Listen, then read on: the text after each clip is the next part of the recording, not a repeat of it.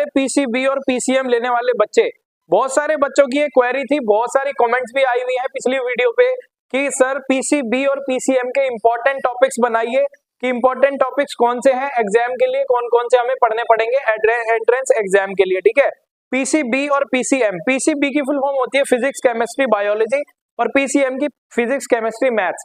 मतलब जो बच्चे इंजीनियर बनना चाहते हैं, जो बच्चे डॉक्टर बनना चाहते हैं, तो वो बच्चे इस वीडियो को बिना स्किप करे एंड तक देखना, बहुत ही ज्यादा इंपॉर्टेंट बताने वाला हूं, क्योंकि कौन कौन से टॉपिक आने वाले एग्जाम में और नेगेटिव मार्किंग के बारे में ऑलरेडी मैं बता चुका हूं, आप इस वाली वीडियो में देख सकते हैं, ठीक है। तो आइए स्टार्ट करते हैं। सबसे पहले देखो यहाँ important chapter and important topics के बारे में मैं बात करता हूँ आपसे।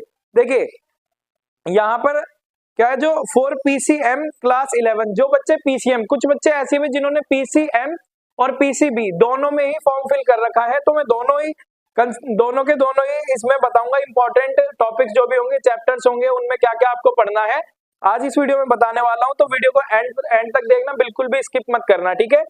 चलिए देखो फॉर पीसीएम क्लास 11 के लिए अगर बात की जाए तो देखो मैथमेटिक्स की सबसे पहले हम बात करेंगे। मैथमेटिक्स में आपको क्या करना है, जो ये मैंने पीले कलर कर रखे हैं ना, तो इन वाले चैप्टर्स को है ना आप 101% जरूर तैयार कर लेना, जो कि आपके लिए बहुत ही ज्यादा हेल्पफुल होने वाले हैं, ठीक है। तो देखिए यहाँ पर पहला जो चैप्टर है ये रियल नंबर आपको पढ़ना है। रियल नंबर पे काफी सारे क्वेश्चंस होते हैं, जैसे कि आपके नंबर से रिलेटेड क्वेश्चंस होते हैं, ठीक है। और बेस तो जरूरी आपका क्लियर होना चाहिए, 9th और 10th की मैथ दोनों अच्छे से पढ़ लेना जो बच्चे पीसीएम लेने वाले हैं, ठीक है। देखो पॉलिनोमियल जरूर कर लेना, इसमें पॉलिनोमियल और pair of linear equation in two variable, ये वाले जरूर कर लेना। इसमें एलिमिनेशन मेथड हो गया और तुम्हारे सब्स्टिट्यूशन मेथड हो गया, इन दोनों मेथड्स को 101% जरूर कर लेना। कौन सा, एलिमिनेशन मेथड और सब्स्टिट्यूशन मेथड, ठीक है। ये वाले दोनों के दोनों आपको 10th की बुक में मिल जाएंगे और इन्हें अच्छे से पढ़ लेना, क्योंकि इससे रिलेटेड सवाल 101% बनेगा ही बनेगा, ठीक है। और इसमें नेगेटिव मार्किंग भी है, मैं आपको ऑलरेडी भी बता चुका हूं। अब देखिए क्वाड्रेटिक इक्वेशन है अगला, फिर उसके बाद आ जाता है आपका अरिथमेटिक प्रोग्रेशन। ये काफी ज्यादा इंपॉर्टेंट टॉपिक है, इंपॉर्टेंट चैप्टर है। इसके अंदर जो टॉपिक है, जो सम ऑफ द nth टर्म्स हो गया और nth टर्म निकालने का फॉर्मूला, ये भी याद होना चाहिए आपको अच्छे से, और इसके सारे के सारे क्वेश्चंस सॉल्व कर लेना और आरडी शर्मा से भी सॉल्व कर लेना इसके क्वेश्चन। फिर बात आती है ट्रायंगल की, बीपीटी थ्योरम होती है, इसमें एक बीपीटी थ्योरम होती है और आपकी मिड पॉइंट थ्योरम, ये तो आपका 9th में आ जाता है। तो mid point theorem, BPT theorem, type of triangle, सब कुछ एकदम अच्छे से आपको आना चाहिए इसके अंदर, ठीक है। कोऑर्डिनेट ज्योमेट्री, फिर ये तो इंपॉर्टेंट चैप्टर है, ये सबसे ज्यादा देखो, एक तो ये अरिथमेटिक प्रोग्रेशन हो गया, है ना, अरिथमेटिक प्रोग्रेशन। दूसरा आ जाता है ये इंट्रोडक्शन टू ट्रिगोनोमेट्री हो गया, और हो गया सम एप्लीकेशंस ऑफ ट्रिगोनोमेट्री। ये दोनों चैप्टर, ये तीनों चैप्टर काफी ज्यादा इंपॉर्टेंट है, इसमें सबसे ज्यादा सवाल बनते हैं। जो बच्चे एएफपीएस भी लेना चाहते हैं ना, एएफपीएस, उसके लिए ये दोनों चैप्टर बहुत ही ज्यादा इंपॉर्टेंट है, 8वां और 9वां, introduction to trigonometry, some applications of trigonometry, ठीक है। तो इन दोनों चैप्टर के सारे क्वेश्चंस अच्छे से कर लेना, और वो जो टेबल होती है ना, उस टेबल को तो जरूर याद कर लेना, ठीक है, जो 0 डिग्री है ना, फिर आपका ये 30, 45 ऐसे करके आते हैं। फिर इसके बाद हम बात करते हैं सर्कल पढ़ना है, construction, area related to circle, circle से जो एरिया रिलेटेड है, जैसे कि आपको पता है एक सर्कल है, उसमें आप क्या मेजर हो गया और minor, major arc, minor arc, ठीक है, मेजर सेगमेंट, ये सब चीज अच्छे से पढ़ लेना। इसका एरिया निकालना आपके लिए बहुत ज्यादा लाभदायक होने वाला है, ये वाला भी चैप्टर, ठीक है। और सरफेस एरिया एंड वॉल्यूम, इससे सबसे ज्यादा मतलब कि दूसरे नंबर पे कहा जाए तो इसमें से आते हैं question surface area and volume, क्योंकि बहुत सारे बच्चों को फॉर्मूला ही लर्न नहीं होते, इसी वजह से क्या करता है एग्जामिनर इसी के क्वेश्चन सबसे ज्यादा दे देता है, ठीक है। तो ध्यान रखना, सरफेस एरिया एंड वॉल्यूम, ये वाला चैप्टर भी आपको अच्छे से तैयार करना है। कौन सा हो जाएगा आपका, देखो एक तो मतलब सिलेंडर का हो जाएगा, सिलेंडर, कोन और आपका हेमिस्फेयर, स्फेयर, इनके बारे में अच्छे से पढ़ लेना, ठीक है। और देखो स्टैटिस्टिक्स से ना ग्राफिकल क्वेश्चन ज्यादा बनते हैं और उसकी इंफॉर्मेशन ली जाती है, ठीक है। ये समझ में आ गया। जो साइंस का अगला जो है ना पार्ट, मैथ का समझ में आ गया होगा, इसी में जो साइंस का अगला पार्ट है पीसीएम में, केमिस्ट्री के कुछ चैप्टर्स मैंने यहाँ लिख रखे हैं, उन चैप्टर में मैंने इंपॉर्टेंट टॉपिक्स भी लिख रखे हैं जो कि आपको पढ़ने ही पढ़ने हैं अगर आपको सिलेक्शन चाहिए SOSC PCM में, ठीक है।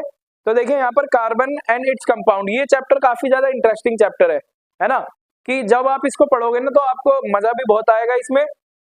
देखो कार्बन कंपाउंड्स पढ़ने हैं आपको, covalent bonding and carbon compound, covalent bonding 101% आएगी, तो इसको अच्छे से पढ़ लेना, ठीक है।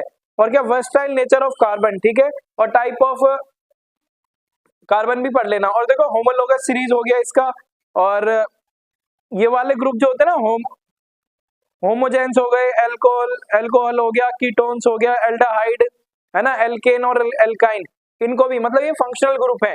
फंक्शनल ग्रुप काफी ज्यादा एक इंपॉर्टेंट टॉपिक है, काफी बच्चों को ये कठिन लगता है लेकिन इतना कठिन है नहीं अगर आप इसे डीपली और ध्यान से पढ़ेंगे, ठीक है। और अगला है इसी के अंदर important, difference between saturated hydrocarbon and unsaturated hydrocarbon, saturated और अनसैचुरेटेड हाइड्रोकार्बन के बारे में अच्छे से पढ़ना है आपको, ठीक है। फिर अगला वाला आ जाता है हमारा chemical properties of carbon compound हो गए, जैसे कंबशन, ऑक्सीडेशन, एडिशन और सब्स्टिट्यूशन रिएक्शन, ये सब चीजें आपको अच्छे से पढ़नी है। फिर एथेनॉल और एथेनोइक एसिड, इन दोनों के बारे में अच्छे से पढ़ लेना, इनकी प्रॉपर्टीज। चलो एक क्वेश्चन पूछ ही लेता हूँ, एथेनोइक एसिड की प्रॉपर्टीज आप मुझे कमेंट बॉक्स में बताओ, ठीक है। तो देखो अगला ये लास्ट है, ये काफी ज्यादा इंपॉर्टेंट होने वाला है, जो सोप एंड डिटर्जेंट है, सोप एंड डिटर्जेंट, इसके बारे में अच्छे से पढ़ना है कि सोप का क्या काम होता है, कैसे ये काम करता है, और डिटर्जेंट क्या काम करता है, इस चीज को अच्छे से आपको ध्यान रखना है, ठीक है।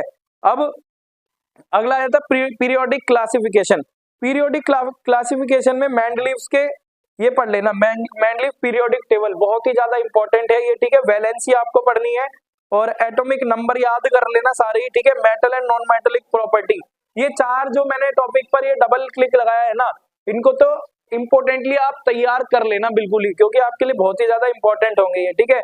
और क्या देखो अर्ली अटेम्प्ट एट क्लासिफिकेशन, इसको छोड़ो, ठीक है, बस आप और ये डोबिराइना ट्रेड पढ़ लेना, ठीक है।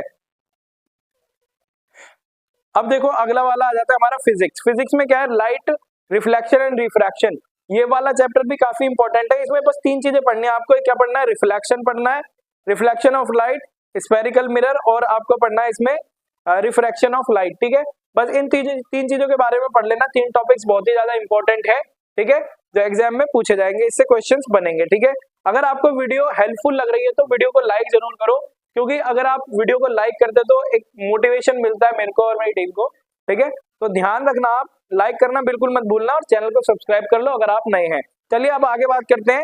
देखिए chapter number 2, human I and the colourful world, है ना, ह्यूमन आई और कलरफुल वर्ल्ड, है ना, क्या होगा इसमें, क्या पढ़ना है आपको, the human I, the human आई के बारे में अच्छे से पढ़ लेना। ह्यूमन आई में क्या क्या है, जैसे आप आई के बारे में अगर पढ़ते हैं ना आप, जो इसका वो बनता है आई का पूरा डायग्राम बनता है, रेटिना क्या होती है, प्यूपिल क्या होता है ना, कैटरेक्ट क्या है, ये चीजें अच्छे से जान लेना आप, ठीक है। अब देखिए यहाँ पर क्या है, देखो defect of vision, defect of vision आपको अच्छे से पढ़ना है, जैसे हाइपर मेटोपिया है ना, मायोपिया हो गया, प्रेसबायोपिया हो गया, तो इनके बारे में आपको अच्छे से जानना है, ठीक है।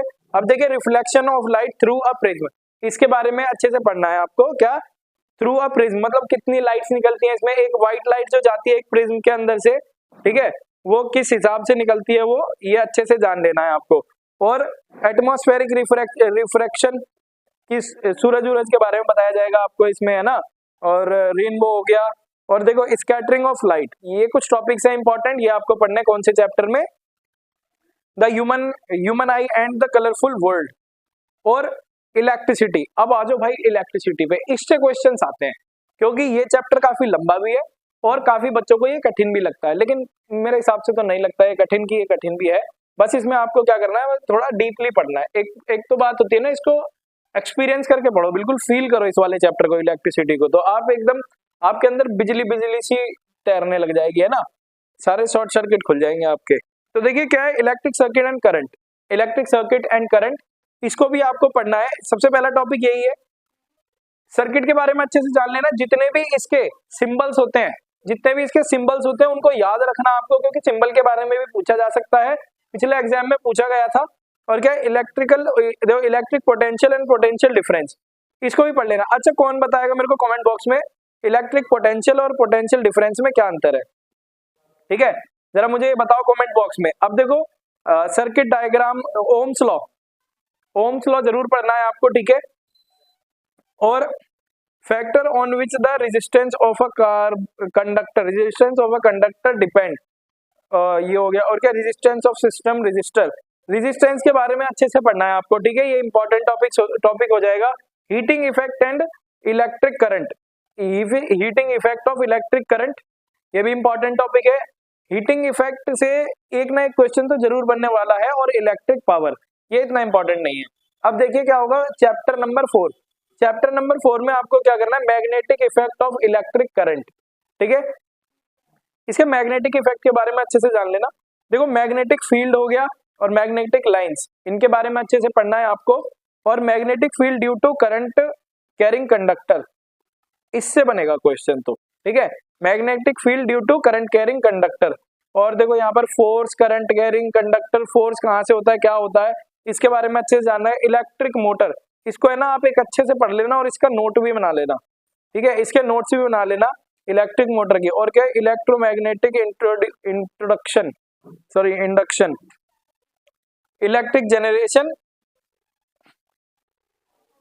डोमेस्टिक इलेक्ट्रिक सर्किट, इनके बारे में आपको अच्छे से पढ़ना है।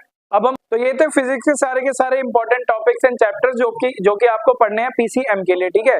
देखिए इसमें रीजनिंग भी आने वाली है, आपकी मेंटल एबिलिटी, जिसमें कुछ ये टॉपिक्स हैं जो आपको अच्छे से पढ़ने हैं, मैंने यहाँ पर लिख रखे हैं, आप वीडियो को पॉज करके नोट डाउन कर सकते हैं।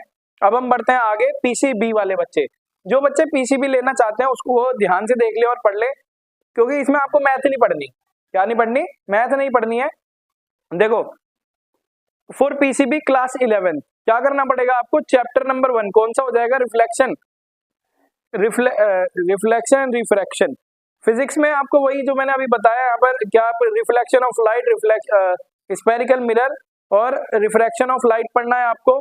और ह्यूमन आई में आपको क्या पढ़ना है, आई के बारे में पढ़ना है पूरा का पूरा। और defect of vision and defect of vision and their correction, कैसे कैसे उनका करेक्शन होता है और कैसे डिफेक्ट होता है विजन में, ये आपको पढ़ना है। जैसे मायोपिया हो जाता है, और इसमें refraction of light through a prism, इसके बारे में अच्छे से पढ़ लेना आप, है ना, प्रिज्म ग्लास के बारे में पढ़ लेना है। एटमॉस्फेरिक रिफ्रैक्शन हो गया और स्कैटरिंग ऑफ लाइट हो गया, ठीक है।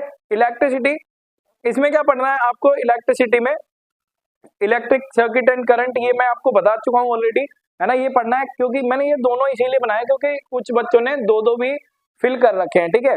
तो आपको ये वाले कुछ चैप्टर्स पढ़ने हैं, ये समझ में आ गए होंगे आपको, ठीक है। वीडियो पॉज करके नोट करते रहना आप। जो इसका मैग्नेटिक इफेक्ट है इसके बारे में मैं ऑलरेडी बता चुका हूँ। जो आपको ये वाले पढ़ने हैं ना, ये चैप्टर्स मैंने यहाँ पर लिख दिए हैं आपके लिए, ये सारे फिजिक्स के चैप्टर्स हैं, ठीक है, तो ध्यान से इनको नोट कर। तो देखो मैंने आपको बता दिया है फिजिक्स में। अब बायोलॉजी की बात करते हैं इसमें, क्योंकि हम बायो पढ़ने वाले हैं इसमें, ठीक है, क्योंकि बायो में एडमिशन लेना है आपको, फिजिक्स केमिस्ट्री बायो। तो यहाँ पर देखो बायोलॉजी में आपको life process, control and coordination, how do organism reproduce, और आपके हेरिडिटी, इवोल्यूशन, एनवायरनमेंट और substance management of natural resources, इनके बारे में अच्छे से पढ़ लेना, ठीक है। ये कुछ इंपॉर्टेंट चैप्टर्स हैं, जैसे कि कंट्रोल एंड कोऑर्डिनेशन हो गया, और ये आपका हाउ डू ऑर्गेनिज्म रिप्रोड्यूस, इनके बारे में अच्छे से देखो। मैंने आपको यहाँ पर बता दिया फिजिक्स, और केमिस्ट्री है ना, जो मैंने अभी मैथ्स वाले सेक्शन में बताई है वही सेम केमिस्ट्री आने वाली है, ठीक है। ये फिजिक्स हो गया, ठीक है। केमिस्ट्री मैंने बता दिया, अभी आप देख सकते हैं केमिस्ट्री में भी। देखिए केमिस्ट्री के कुछ ये चैप्टर्स हैं, ये कार्बन वाले मैंने बताए हैं आपको अभी देखिए ये कार्बन एंड इट्स कंपाउंड है, इसके इंपॉर्टेंट टॉपिक्स है, आप इनको नोट कर लो, नोट करके आपको पढ़ना है ये अच्छे से, ठीक है, ध्यान रखना ये वाले। और ये 5वां पीरियोडिक टेबल याद कर लेना, इसमें आप वैलेंसी, एटॉमिक नंबर और मेंडलीव पीरियोडिक टेबल, ठीक है, ये अच्छे से आपको याद करने हैं, ठीक है, पढ़ लेना आपको। ये आपके फिजिक्स के चैप्टर्स हैं, ठीक है, ये वाली बात आपको समझ में आ गई होगी। इसको पढ़ लेना। वीडियो हेल्पफुल लगी हो तो वीडियो को लाइक करना और चैनल को सब्सक्राइब करो। थैंक यू, जय हिंद।